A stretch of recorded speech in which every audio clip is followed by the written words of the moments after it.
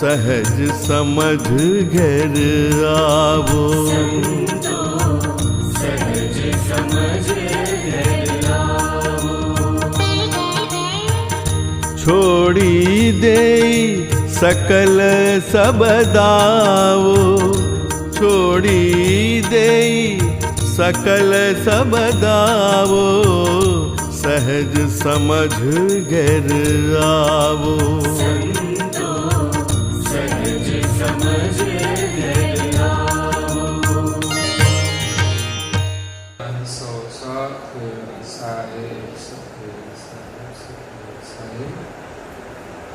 परम गुरु श्रीमद करुणा सागर महाराज श्री रचित अगाध बोध ग्रंथ ब्रह्मवेता ज्ञानी दर्शी अंग 5 અને ચોપાઈ નંબર છે 3।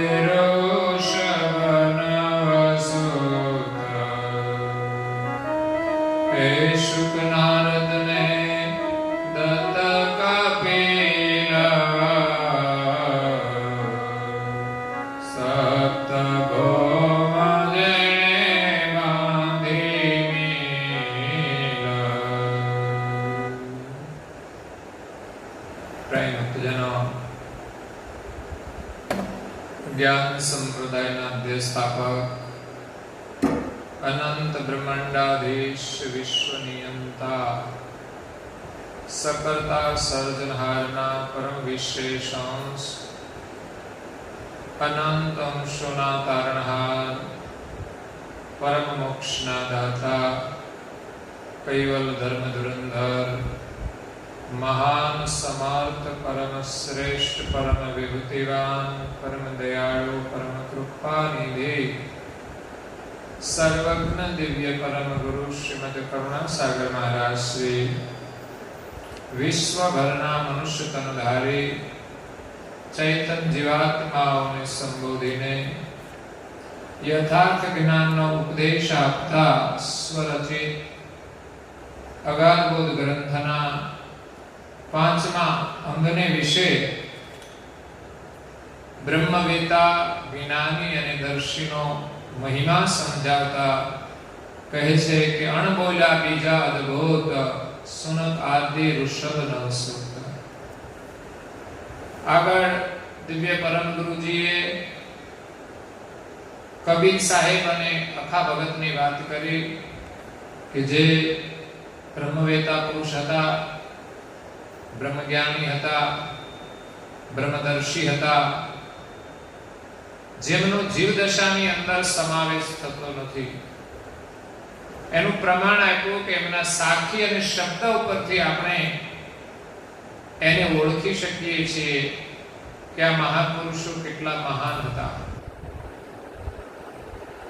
दिव्य परम गुरु कहे छे के जेमणे साखी शब्दनी रचना करी एना उपरथी एमनी ओळख थाय छे के केटला महान हता। परंतु बोल्या सिवायना पण अनेक महापुरुषो महान ब्रह्मवेता ब्रह्मदर्शी ब्रह्मज्ञानी थई गया छे। तो अणबोल्या बीजा अद्भुत बीजा घणा महापुरुषो बोल्या सिवाय महान થઈ ગયા છે, અદ્ભુત થઈ ગયા છે। એની અંદર થોડા નામોનું સ્મરણ કરતા દિવ્ય પરમ ગુરુજી કહે છે કે સુનક આદિ ઋષભ નવસુત। સુનક એટલે સનકાદિકો। સનકાદિકો કોણ હતા? જગત કર્તાએ પોતાના શુદ્ધ સંકલ્પથી આ જગતનું સર્જન કર્યું। ત્યારે પ્રથમ આદ્ય પુરુષ નિરંજન, એનાથી શક્તિ, આદ્ય શક્તિ અને નિરંજનથી 3 દેવો અને 3 દેવીઓ ઉત્પન્ન થઈ। બ્રહ્મા, વિષ્ણુ, મહેશ, સાવિત્રી, ઉમિયા અને લક્ષ્મી। આ 6 સંતાનો નિરંજન અને આદ્ય શક્તિના હતા। પછી ત્યારે તો કોઈ વિશાળ સૃષ્ટિ હતી નહીં, એટલે એકબીજાનો સંબંધ એકબીજા સાથે જોડી દીધો. બ્રહ્મા સાથે સાવિત્રી, વિષ્ણુ સાથે લક્ષ્મી અને શિવની સાથે પાર્વતીનો સંબંધ જોડી અને આ સૃષ્ટિનો વિસ્તાર કરવાની આજ્ઞા આપી. તો આપણે જોઈએ છીએ કે વિષ્ણુ સત્વગુણ પ્રધાન હતા, એને સંસારની કોઈ ઈચ્છા નથી, તો એને કોઈ સંતાન ન થયા. પત્ની હોવા છતાં પણ એ સત્વગુણ પ્રધાન રહ્યા. શિવજી તમોગુણ પ્રધાન હતા, એમને 2 સંતાન થયા, એક કાર્તિક સ્વામી અને બીજા ગુણપતિ, જેને આપણે ઓળખીએ છીએ. ત્રીજા બ્રહ્માને વિશે આ સૃષ્ટિનો વિસ્તાર કરવાનું કાર્ય થયું.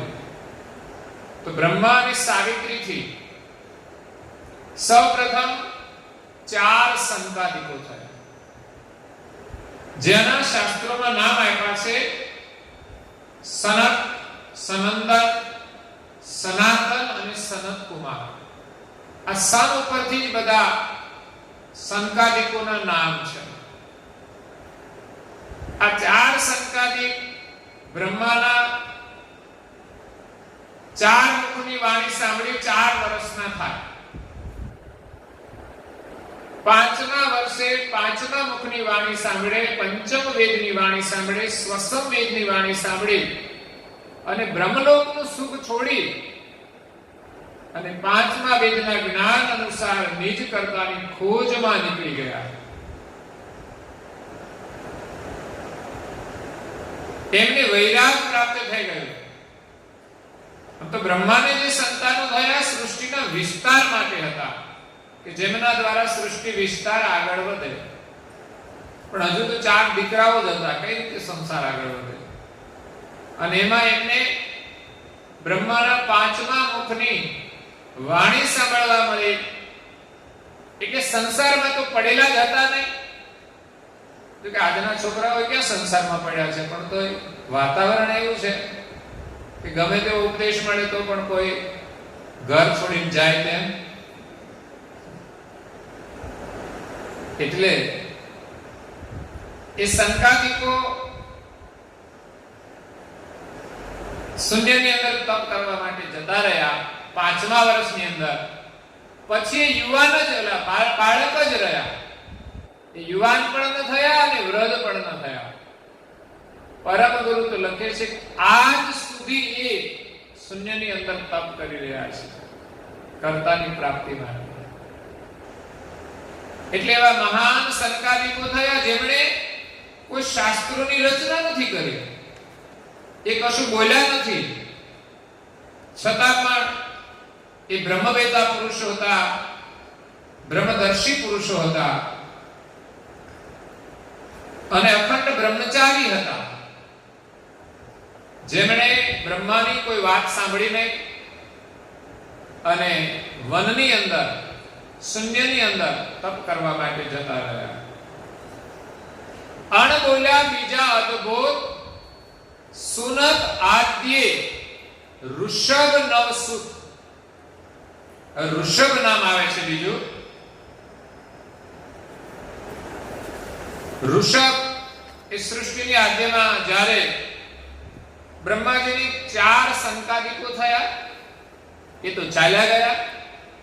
ત્યાર પછી 10,000 સંકાદિકો થયા, પણ બધા જ 5મા વેદની વાણી સાંભળી અને ચાલ્યા જ જાય છે. કોઈ સૃષ્ટિમાં વિસ્તારની અંદર રોકાતા નથી. ત્યાર પછી આકાશવાણી થઈ અને કહ્યું કે સૃષ્ટિનો વિસ્તાર કેમ આગળ વધતો નથી. વિષ્ણુએ આકાશવાણી સાંભળી, જોયું કે બ્રહ્માને પ્રજા તો થાય છે, પ્રજા ઉત્પત્તિનું કાર્ય બ્રહ્માને સોંપેલું છે. એની પ્રજા થાય પછી મારે તો પાલન પોષણ કરવાનું છે, અને મોટા થાય ને વૃદ્ધ થાય પછી શિવજીને સહાર કરવાનો છે. તો ઉત્પત્તિ જ નથી થતી તો આગળ પોષણ કરવાનું અને સંહાર કરવાનું તો રહેતું જ નથી. બ્રહ્માને આવીને કહ્યું કે તમારી પ્રજા નીકળી જાય છે. બ્રહ્મા કે હું શું કરું? વિષ્ણુએ જોયું કે નીકળી જવાનું કારણ આ પાંચમા મુખની વાણી છે, એટલે એનું છેદન કરવું પડશે. એક સમય અહીંયા ભારતની અંદર જ્યારે બુદ્ધ થઈ ગયા, બુદ્ધનો એ સમયે બહુ પ્રભાવ હતો. કારણ કે એક રાજકુમાર સંન્યાસ ધારણ કરી લે એ કોઈ સાધારણ કામ નથી. બીજા નંબરમાં બૌદ્ધત્વ પ્રાપ્ત કરીને જ્યારે વસ્તીની અંદર આવ્યા ત્યારે ગંગાના પ્રવાહની જેમ એ જ્ઞાન ગંગા રેલાવતા હતા. એની જ્ઞાનની ધારા જેવી હતી કે જેના પ્રભાવથી અનેક રાજાઓ પણ સંન્યાસી થઈ જતા. એટલે સત્સંગનો એક પ્રભાવ હોય છે.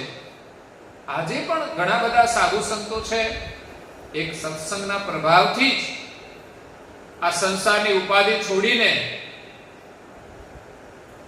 સાધુ જીવન પસંદ કરે છે. આજના છોકરાઓ તો સાધુને વંદન કરવાનું પસંદ કરે તો પણ સારું છે, સાધુના સાનિધ્યમાં રહેવાનું પસંદ કરે તો પણ સારું છે. કારણ કે સંસારમાં રહીને પાછા વળી જોડાવાનું, વળી પાછું છૂટવાનું, આ બધી ઉપાધિ તો છે જ. પણ ઘરમાં કલેશ હોય છે, જોઈને પણ કોઈને એમ નથી થતું કે સંસાર તો આવો જ છે. ઘણા થઈ જાય છે છોકરાઓને કે આપણે મેરેજ નથી કરવા. સાધુ ન બની તો કઈ નહીં, પણ મેરેજ નથી કરવા. કેમ તો કે ઘરમાં જોઈએ છે આ પરિસ્થિતિ આવી ઉભી રહે છે. જો કે સરખી રીતે ભાગ્ય સારું હોય તો ના પણ કશું થાય, પણ બહુધા પરિવારની અંદર કંઈક ને કંઈક પ્રકારનો કલેશ હોય છે. એટલે પાંચમા વેદની વાણી સાંભળીને બધા શંકાદિકો ચાલ્યા જાય છે. એટલે વિષ્ણુએ વિચાર્યું કે આ પાંચમા મુખનું છેદન કરવું પડશે. એ કામ તો પાછું શિવજીનું છે. શિવજીને કહ્યું તો પહેલા તો એમણે સ્વીકાર્યું નહીં, પછી બહુ કહેવાથી એમણે એનું છેદન કર્યું. પછી બ્રહ્માજીને 4 મુખ રહ્યા. 4 મુખથી 4 વેદની વાણીનો ઉચ્ચાર થયો છે. એટલે આ જગતની અંદર 4 જ વેદ રહ્યા. પાંચમા મુખની જે વાણી હતી એ લોપ થઈ ગઈ, વિસર્જન થઈ ગઈ. સંકાદિકોએ સાંભળી હતી, પણ એને પણ નિરંજન પુરુષે કહ્યું કે આ જગતમાં એક બ્રહ્મ જ છે, એ સિવાય કશું નથી એમ કરીને એ પણ વિસર્જન કરાવ્યું. એટલે કૈવલ કરતાને આ જગતમાં કોઈ જાણતું નથી કે જેના સંકલ્પથી આ જગત થયું છે. ત્યાર પછી દેવ સૃષ્ટિનો વિસ્તાર થયો અને એમણે અવતાર લીધા અને વ્યાસ મુનિ 18 પુરાણની રચના કરી. એટલે બધા એમના ગુણગાન ગાય છે, મૂળ કરતાને ભૂલી ગયા છે. તો મૂળ વાત કે બ્રહ્માને 4 મુખ રહ્યા પછી એક મનુ અને શત્રુપા નામની કન્યા જન્મ થયો. પછી મનુ શત્રુપાથી આ સૃષ્ટિનો વિસ્તાર આગળ વધ્યો. તો એમ કહેવાય છે કે ત્રીજી ચોથી પેઢીએ એમને એક નાભી નામનો સંતાન થયો અને એમની પત્ની હતી મેરુદેવી. રાજા હતા, પરંપરા રાજાની જ હતી પ્રથમ. તો એ નાભી રાજા અને એમની પત્ની મેરુદેવીને કોઈ સંતાન ન હતું. એટલે એમણે યજ્ઞ દેવતાનું આહ્વાન કર્યું, યજ્ઞ કર્યો. તો યજ્ઞ દેવતા પ્રગટ થયા અને એમને વરદાન આપ્યું કે તમારે ત્યાં હું પુત્ર રૂપે પ્રગટ થઈશ. અને એ પ્રકારે નાભી અને મેરુદેવીને ત્યાં પુત્રનો જન્મ થયો, જેનું નામ હતું ઋષભ. આ ઋષભ રાજા હતા.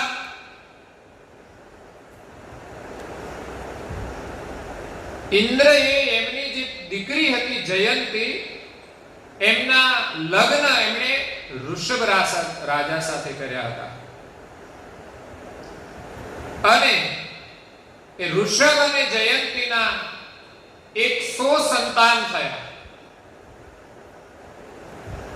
પેલા સતયુગની અંદર બહુ લોકો જીવતા હતા, આયુષ્ય બહુ લાંબુ હતું અને પ્રજા પણ ઘણી હતી. તો એ 100 સંતાન થયા.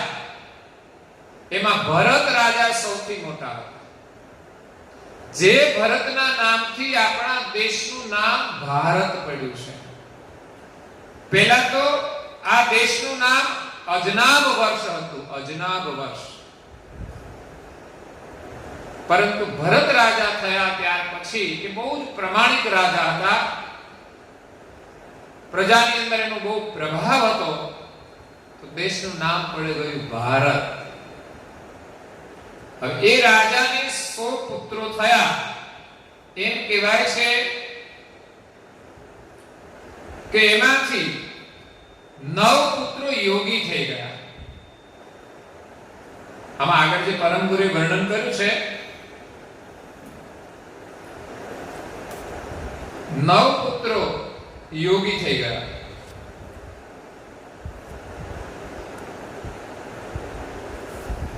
અણબોલ્યા બીજા અદભુત સુનક આદ્ય ઋષભ 9 સુત. 9 પુત્ર જે યોગી હતા એમણે કઈ ઉપદેશ નથી આપ્યો, પણ એ પણ બ્રહ્મના ઉપાસક હતા. ઋષભ રાજા પણ મહાન પુરુષ હતા. એ પણ બ્રહ્મવેતા પુરુષ હતા. એમ દિવ્ય પરમ ગુરુ કહે છે કે જે 9 પુત્રો હતા 100 માંથી એમને સંસાર સુખનો ત્યાગ કર્યો. મેં કહ્યું કે બ્રહ્માને સ્વયંભૂ મનુ અને શત્રુપા 2 સંતાન થયા. અને એમને ત્યાં પ્રિયવ્રતનો જન્મ થયો. મનુ અને શત્રુપાને ત્યાં એક બાળકનો જન્મ થયો જે પ્રિયવ્રત નામ હતું. પ્રિયવ્રતને ત્યાં આગ્નિગ્રહ બાળકનો જન્મ થયો. એ રાજાની પરંપરા હતી. અને આગ્નિગ્રહને ત્યાં નાભીનો જન્મ થયો. અને નાભીને ત્યાં ઋષભનો જન્મ થયો. અને ઋષભના 100 પુત્ર હતા. એનાથી શાસ્ત્રોમાં લખે છે કે બધા જ વેદોમાં પારંગત હતા, વિદ્વાન હતા, જ્ઞાની હતા. એમાં ભરત સૌથી મોટા હતા, જેના નામ ઉપરથી દેશનું નામ ભારત પડ્યું છે. પછી એ રાજાએ શાસન કર્યું. બાકીના રહ્યા 99 પુત્ર. એમાંથી 9 જે હતા એ 9 દ્વીપના અધિપતિ હતા. પછી એના 88 પુત્ર કર્મકાંડની અંદર પ્રવીણ હતા. જે આજના બ્રાહ્મણો કર્મકાંડ કરે છે, વિધિ વિધાન કરે છે, એમ રાજાના 88 પુત્રો કર્મકાંડની અંદર પ્રવીણ હતા. અને શેષ રહ્યા 9 એ સંન્યાસી થઈ ગયા, જેને 9 યોગેશ્વર કહેવામાં આવે છે. એકવાર એમ કહેવાય છે કે રાજા જનક જ્યારે આ 9 યોગેશ્વરને મળે છે ત્યારે એમના દર્શન કરવા માટે એ વ્યાકુળ થઈ જાય છે. તો એક સાથે 9 ને ભેટી પડે. તો યોગેશ્વરને થોડું અનુચિત લાગ્યું, અવિવેક લાગ્યો કે ભાઈ આપણે એક પછી એક બધાને વંદન કરવા જોઈએ કે ભેટવું જોઈએ. એક સાથે 9 ને ભેટી પડીએ એ તો અવિવેક કહેવાય. પણ રાજાએ કહ્યું કે મને આ શરીરનો કોઈ ભરોસો નથી. કદાચ એકને ભેટી પડું અને મારું શરીર છૂટી જાય તો આ 9 નો લાભ જતો રહે. એટલે પહેલા હું 9 ને ભેટી લઉં અને પછી વારા ફરતી હું શાંતિથી બધાને વંદન કરીશ. એટલે એની ભાવનાનું મહત્વ છે. તો આ વૃષભ રાજાના 9 પુત્રો જે સંન્યાસી થઈ ગયા એમનું શાસ્ત્રમાં નામો લખેલા છે. કવિ, બીજા હરિ, ત્રીજા અંતરિક્ષ, ચોથા પ્રબુદ્ધ, પાંચમા પીપલાયન, છઠ્ઠા આવિર્હોત્ર, સાતમા દ્રુમિલ, આઠમા ચમસ અને નવમા કરભાજન. આ નવ યોગેશ્વરોએ રાજા નિમિને બોધ આપેલો.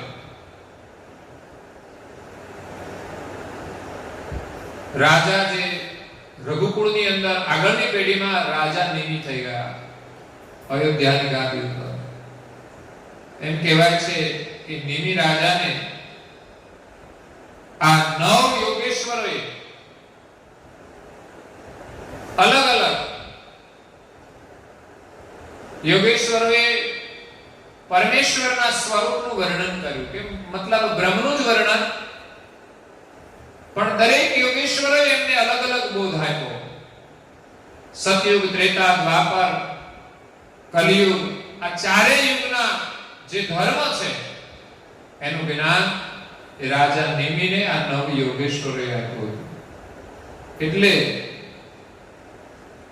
આવા નવ યોગેશ્વરોએ જે બોધ આપ્યો છે બ્રહ્મ જ્ઞાનનો, બ્રહ્મ વેતાનો, એ મહાન પુરુષો થઈ ગયા છે.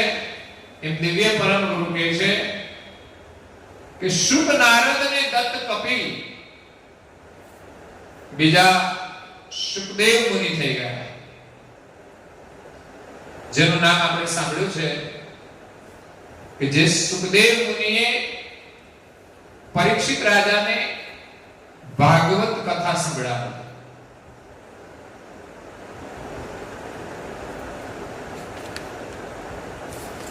એ સુખદેવ મુનિનો જન્મ કેવી રીતે થયો એની અલગ અલગ કથાઓ પણ છે, પણ એક પ્રચલિત કથા એવી છે કે એનું નામ હતું શુક, એટલે પોપટનો અવતાર હતો. જ્યારે શિવજી પાર્વતીને આત્મજ્ઞાનનો બોધ આપતા હતા એ સમયે અશુક બાળ, એમ કહેવાય છે ઈંડામાંથી બચ્ચું થઈ ગયું. અને થઈ જાય, સત્સંગનું સેવન કરીએ તો આપણે બધા ઈંડા જેવા જ છીએ, તો ઈંડામાંથી બચ્ચા થઈએ, બચ્ચામાંથી બોલતા થઈએ. તો સુખદેવ મુનિ જે શુક બાળ હતું એમણે આ ઉપદેશ સાંભળ્યો.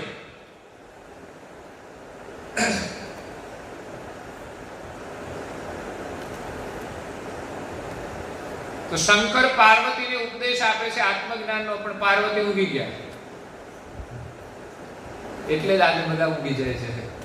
સત્સંગ સાંભળતા સાંભળતા પાર્વતી ઊંઘી જાય તો પછી આપણો શું વાક છે કઈ?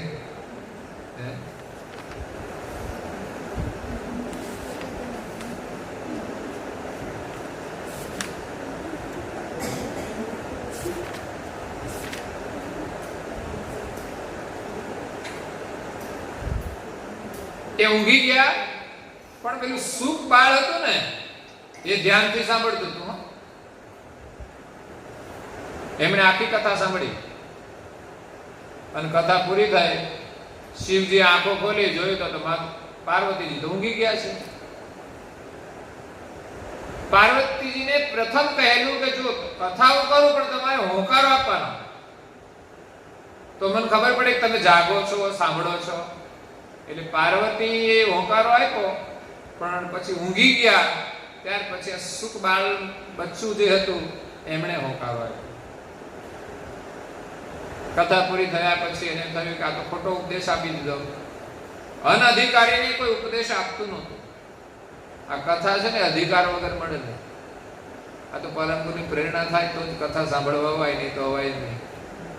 આ કોઈ સામાન્ય કર્મ નથી. જીવનમાં આપણે જિંદગીભર કેટલાય કર્મ કરીએ છીએ, પણ આ તો સહેજા સહેજા કર્મ થઈ જાય છે આપણાથી. આના માટે નથી કોઈ તપ કરવાનું, કશું જ નહીં. અડધો કલાક બેસીને ધ્યાનથી સાંભળીએ, કેટલું મોટું સુકૃત છે. અને આ જ ભાથું આપણું કલ્યાણ કરશે. આજ આપણને ફરી મનુષ્યનો અવતાર આપશે, ફરી મંદિરમાં જવાની પ્રેરણા કરશે, ભગવાનનું સ્મરણ કરવાની પ્રેરણા કરશે. તો અહીંયા એને એમ થયું કે આ બોધ તો સુખબાળ લઈ ગયું, એ તો અનધિકૃત કહેવાય. એટલે એની પાછળ શિવજી પડ્યા અને બચ્ચું તો ભાગ્યું. હવે આ તો શિવજીનો બોધ સાંભળ્યો હતો એટલે પછી તો એમાં ગતિ આવી ગઈ. હવે શિવજીને પહોંચવા ના દે, કારણ કે શિવજીની જ ગતિ હતી આત્મજ્ઞાનની. જો સામાન્ય સુખ હોત ને તો ઉડી ના શકત, પણ આ તો બ્રહ્મ જ્ઞાન સાંભળેલું હતું એટલે તો પૂર ઝડપે ઉડ્યું. અને એમ કહેવાય છે કે વ્યાસ મુનિ જે હતા તેમના પત્ની વટિકા એમના ઘરે બેઠા હતા અને એને બગાસું ખાધું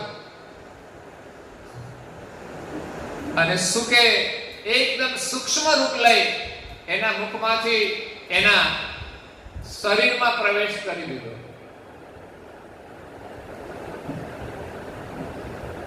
આ બાજુ તો શિવજી આગળ ઉભા રહ્યા, પણ હવે જો એને મારવું કેવી રીતે?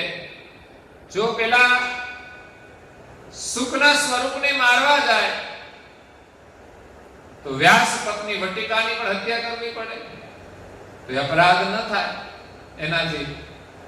એટલે છેવટે શિવજીને પરત જવું પડ્યું.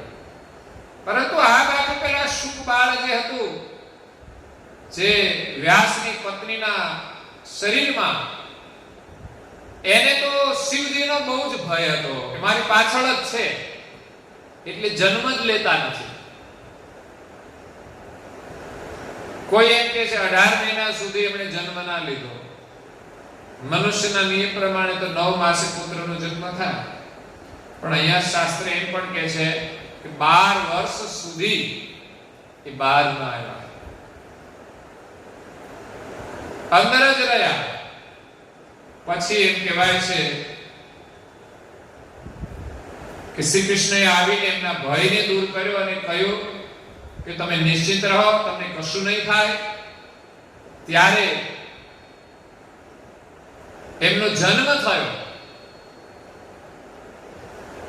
તો 12 વર્ષના સીધા જ થઈ ગયા, કારણ કે અંદર જેટલા વર્ષ તપસ્યા કરી હતી એટલે જન્મતાની સાથે જે ચાલતા થઈ ગયા દિગંબર અવસ્થામાં. 12 વર્ષના યુવાન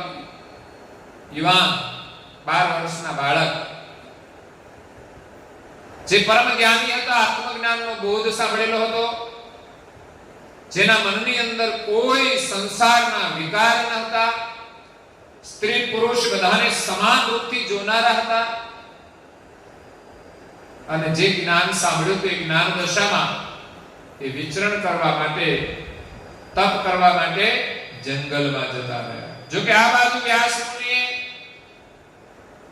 બહુ જ એમને રોકવા પ્રયાસ કર્યો, એમને પ્રાર્થના કરી, પુકાર કર્યો, પણ એમણે કોઈની વાત સાંભળી નહીં અને એ તો સીધા નીકળી જ ગયા. તો એ હતા સુખદેવ મુનિ. સુખદેવ મુનિ પરમ વૈરાગી હતા. વ્યાસજીની ઈચ્છા હતી કે 18 પુરાણ પછી મેં ભાગવતની રચના કરી છે. 18 પુરાણ કર્યા પછી એને મનમાં થયું કે 18 ભગવાન બનાવ્યા, હવે મારે ભજન કોનું કરવાનું? એટલે મનમાં એને દુઃખ થયું, એટલે એ આત્મહત્યા કરવાના હતા. એટલે 18 પુરાણના 18 ભગવાન, એનાથી તો ભ્રમણા ઊભી થઈ હતી કે ભગવાન તો એક જ છે અને મેં 18 નું સ્થાપન કર્યું, એમાં હું જ ગૂંચવાઈ ગયો. દુનિયાનું તો જે થવું હોય તે થાય, પણ એ સ્વયં એની અંદર ગૂંચવાઈ ગયા હતા. પછી આત્મહત્યા કરવા માટે ગયા ત્યારે વિષ્ણુને એમ થયું કે આ વ્યાસજી એક મહાન પુરુષ છે, એટલે એને મરવા ના દેવાય. એવા પુરુષની તો આ દુનિયામાં બહુ જરૂર છે. એમના દ્વારા કંઈ સારું કામ થાય તો જગતના જીવોને બહુ મોટો લાભ થાય. એટલે નારદ મુનિને મોકલ્યા અને વ્યાસ મુનિને એમને અગ્નિ ચિત્તા ઉપર બેસી ગયા હતા, બસ અગ્નિ આપવાની જ વાત. પણ એમને રોક્યા કે કહ્યું કે પહેલા તમે મારા પ્રશ્નનો જવાબ આપો કે તમે કોણ છો? તમે 18 પુરાણ તો બનાવ્યા, તમે તમારી જાતને પેલા ઓળખો. પછી તમારે મરવું હશે તો હું જ તમને બાળીશ, પણ પછી તો કોણ મરે? નારદ મુનિ એમને આત્મજ્ઞાનનો ઉપદેશ આપ્યો અને પછી વ્યાસ મુનિએ ભાગવતની રચના કરી, જ્યાં અત્યારે વર્તમાન સમયમાં ભાગવતની બહુ જ કથાઓ થાય છે અને જે ભાગવતની અંદર ભગવત વર્ણન છે, અનેક ભક્તોના ચરિત્રોનું વર્ણન છે, એમણે કેવી રીતે ભક્તિ કરી, જે કળિયુગની અંદર વિશેષ પ્રેરણા આપે છે. તેવા ભાગવતના રચયિતા વ્યાસ મુનિ છે અને પછી એમણે વેદાંતની રચના કરી, જે બ્રહ્મ સિદ્ધાંતનું વર્ણન કર્યું છે કે આ જગતમાં બ્રહ્મ એક છે. તો એ વ્યાસ મુનિ પરમ જ્ઞાની હતા. એમના પુત્ર શુકદેવ મુનિ પરમ જ્ઞાની હતા. એ શુકદેવ મુનિને ભાગવત રસનું પાન કરાવવા માટે એમણે બહુ જ આગ્રહ કર્યો, કારણ કે શુકદેવ મુનિ હતા એ જ્ઞાની હતા, પણ એનામાં ભક્તિ રસ ઓછો હતો. જ્ઞાન હોવું એ અલગ વાત છે, ભક્તિ રસ, ભક્તિની અંદર સેવા ભાવ હોય, એની અંદર વિશેષ સેવાની વૃત્તિ હોય છે. એટલે એને એમ થયું કે જ્ઞાન તો છે પણ ભક્તિ વગરનું જ્ઞાન એ પાંગળું છે. એટલે એને પ્રયાસ કર્યો પણ રોકાયા નહીં. પછી એમણે ભાગવતના થોડા ભગવતમય શ્લોક, જેમાં શ્રી કૃષ્ણનું સુમધુર વર્ણન છે, એવા શિષ્યોને કંઠસ્થ કરાવી અને શિષ્યો જ્યારે જંગલમાં યજ્ઞ કરવા માટે સમેધ લેવા જાય, એટલે કે લાકડા લેવા જાય, ત્યારે શિષ્યો નિરંતર એનું સ્મરણ કર્યા કરે. અને ખરેખર એવી રીતે આપણે સ્મરણ કરવું જોઈએ. ભલે સંસારમાં રહે એનો કોઈ જ વાંધો નથી, પણ કામ કરતા કરતા પણ પ્રભુનું સ્મરણ ભૂલાવવું જોઈએ નહીં. એવો એક અભ્યાસ થઈ જવો જોઈએ. એટલે તો ધૂન બનાવી છે ને, હરતા ફરતા સત કહેવાયું, ખાતા પીતા થાય છે સત કહેવાયું, કામ અને કાજમાં, રાત દિવસમાં, ઉઠતા બેસતા સત કહેવાયું. પણ અભ્યાસ થી થાય છે, કશું અશક્ય નથી. જેટલો તમે અભ્યાસ કર્યો છે એટલું તો સ્મરણ ચોક્કસ થતું જ હશે. અડધી કલાક તમે સત્સંગમાં બેસશો તો એનો પણ પ્રભાવ દિવસ દરમિયાન રહેશે, તમારું મન સ્થિર રહેશે. અત્યારે અડધા કલાકની સાધનાથી આવતીકાલનો અગર તો અહીંથી ઘરે ગયા પછી તમને રાત્રે ઊંઘ પણ સરસ આવી જશે. એક મોટો ફાયદો હોય છે. ઘણા લોકો કે ઊંઘ આવતી નથી, આવી જાય કથા તો ઊંઘ ના આવે, કેવા અડધા કલાકમાં ઊંઘ આવી જશે. ઊંઘની આ બહુ મોટી દવા છે. જેને પણ ઊંઘની તકલીફ હોય ને એને કથામાં લાવવાની. એટલે કથા સાંભળતા સાંભળતા ઊંઘ આવી જાય. ઘરે પણ કથા સાંભળો તો ઊંઘ આવી જાય, કારણ કે કોઈ ટેન્શન જ રહેતું નથી. ભગવાનના ભરોસે આપણું જીવન થઈ જાય, એનું સ્મરણ કરતા કરતા ઉપાધિ વિલીન થઈ જાય. એટલે એ જે વ્યાસ મુનિના જે શિષ્યો હતા એ સમેધ લેવા જાય ત્યારે બધા શ્લોકોનું ઉચ્ચારણ કરતા, એ ઉચ્ચારણ કરેલા શ્લોકો જંગલની અંદર આ શુકદેવ મુનિએ સાંભળ્યા અને જાગૃત થઈ ગયા કે આવા સુમધુર શ્લોક કેટલા રસમય છે. ત્યારે એ શિષ્યોની પાછળ પાછળ ચાલ્યા આવ્યા તો વ્યાસ મુનિના ઘરે આવી ગયા. પછી તો વ્યાસ મુનિ એમને આખું ભાગવત ભણાવ્યું અને સુખદેવ મુનિ આખા ભાગવતનો અભ્યાસ કર્યો અને એ જ ભાગવત એમને રાજા પરીક્ષિતને સંભળાવી એમનો ઉદ્ધાર કર્યો. તો અહીંયા દિવ્ય પરમ ગુરુએ જે ભક્તોના નામ લખ્યા છે કે સુખદેવ મુનિ, નારદ, દત્ત, કપિલ, સપ્ત ભૌમ જેણે બાંધી નીલ. હવે નામ આવે છે નારદ મુનિ. નારદ મુનિ જેને લગભગ બધા જ ઓળખે છે. એવા નારદ મુનિ વિશે લખ્યું છે કે નારદ મુનિ સૌપ્રથમ એક ગંધર્વ હતા. ઉપહર્ણ નામના એક ગંધર્વ હતા. બ્રહ્માજીને ત્યાં એકવાર બધા ગંધર્વો હરિના ગુણગાન ગાવા માટે સભા થઈ. એમાં આ નારદ મુનિ પણ ગયેલા હતા. તો નારદ મુનિ ગયા તો ખરા. ઉપબર્હણ એમનું નામ હતું. ઉપબર્હણ. તો એ ગયા તો એમની સ્ત્રીઓને પણ સાથે લઈ ગયા. કઈ વાંધો નથી, લઈ જવા જોઈએ, ઘરવાળાને સાથે લાવવા જોઈએ. પરંતુ કીર્તન કરતા કરતા પાસે જોડે બેઠા હોય ને, ઘણી જગ્યાએ તમે જુઓ તો સભામાં પતિ પત્ની સજોડી બધા બેઠા હોય તો પાછા વાતો કરતા હોય. હવે આપણે સત્સંગમાં બેઠા હોય ત્યાર પછી બધું ઘરનો વહીવટ ભૂલી જવો જોઈએ. એ તો લોકો ઘરે ફોનમાં કથામાં બધી વાતો ચાલતી હોય, બાજુ બેઠા હોય એટલે ઘણા લોકો વાતો કરતા હોય. મેં પણ જોયા છે. અહીંયા મંદિરમાં બેઠા હોય, થોડી વાર સાંભળે ને તો પછી બાજુવાળા જોડે વાતો કરે. આ મોઢું રાખીને કહી દે એટલે આપણને ખબર ના પડે હું વાત કરી, પણ વાત કરીએ તો ખબર પડે. એટલે સત્સંગની અંદર કે ભજન કીર્તન કે ઉપાસનામાં આપણે એકાગ્રતાથી પાઠ કરવો જોઈએ, કોઈની સાથે વાતો ન કરવી જોઈએ. આ એક દોષ છે. જેમ આપણે ભોજન કરીએ ને એમાં કદી માખી આવી જાય તો પછી ભોજન આપણા માટે નકામું થઈ જાય કે ના થઈ જાય? માખી અંદર પડે તો આપણે ખાઈ જઈએ? માખી કાઢી તો ખાઈ જઈએ. દૂધમાં પડી હોય માખી તો કઈ દૂધ થોડું ઢોળી નાખાય છે. પણ માખી તો ન ખવાય ને. તો એ આપણા માટે ખાધેલું ભોજન જો માખી ખાઈએ ને તો અંદર જે ખાધું હોય ને બહાર નીકળી જાય, વોમિટ થઈ. એટલે મતલબ નિષ્ફળ જાય. એમ આપણી પ્રાર્થના, ઉપાસના, સત્સંગ, વાતો કરવાથી નિષ્ફળ થઈ જાય, કારણ કે આપણું મન એમાં ન રહ્યું અને વાતોમાં રહી ગયું. એટલે આ જે નારદ મુનિ હતા ઉપબર્હણ, એ સ્ત્રીઓને સાથે લઈ ગયેલા. એટલે એમની સાથે મજાક કરતા હતા. એક બાજુ કીર્તન ચાલતું હોય અને એક પાછા વિનોદ કરે.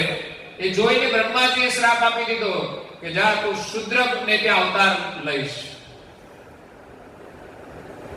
જો કે નારદ મુનિએ આગલા જન્મમાં જે ઉપબર્હણ ગંધર્વ હતા એમને પ્રેમથી સ્વીકારી લીધો, કારણ કે મહાપુરુષોના જે શ્રાપ હોય છે એ પણ આપણા લાભ માટે હોય છે. એટલે એમ કહેવાય છે કે એમણે એક દાસીને ત્યાં જન્મ લીધો. જે દાસી એટલે બધાનું કામ કરવા વાળી, જેને શૂદ્ર જ્ઞાતિ કહેવાય. ઉચ્ચ વર્ણના લોકો કોઈનું કામ કરવા જાય, એ મજૂરી કરે, થોડું ખાય, પણ એમ કે કોઈને ત્યાં કામ કરવા નથી. જ્યારે શૂદ્ર લોકો એ બીજાને ત્યાં કામ કરે, બીજાનું આપેલું ભોજન પણ એ ગ્રહણ કરતા હોય છે. તો એ દાસીને ત્યાં આ નારદજીનો જન્મ થયો. આગલા જન્મમાં જો નારદનો અવતાર તો પછી થશે, પણ ઉપબર્હણ ગંધર્વ પછી એ દાસી પુત્ર તરીકે જન્મ થયો.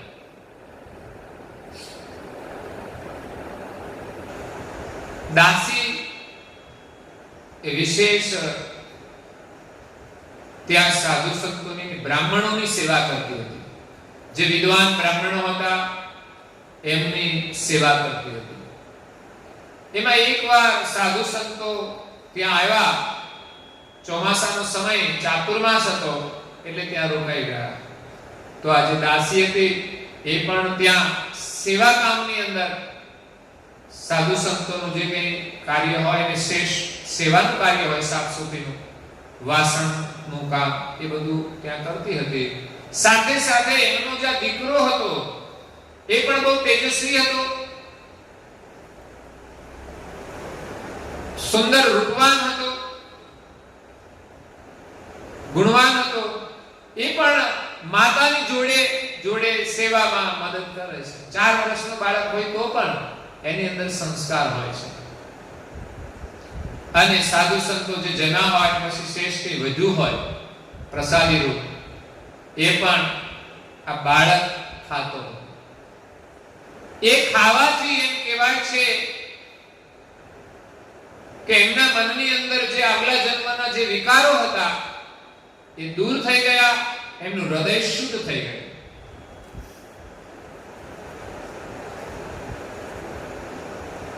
ત્યાર પછી એમ કહેવાય છે કે એ બાળકનો જન્મ થયા પછી એમના પિતાનું અવસાન થયું. પછી આ જે દાસી હતી એ વિધવા હતી. એક એમને બાળક હતો, એમના પ્રત્યે બહુ જ પ્રેમ હતો. અને તો સ્વાભાવિક છે, અત્યારે બધાને એક જ છોકરા છે કે બહુ જ વાલા હોય છે, જેને લાડકા કહેવાય. એમ દાસીને પોતાનો દીકરો બહુ જ વાલો હતો.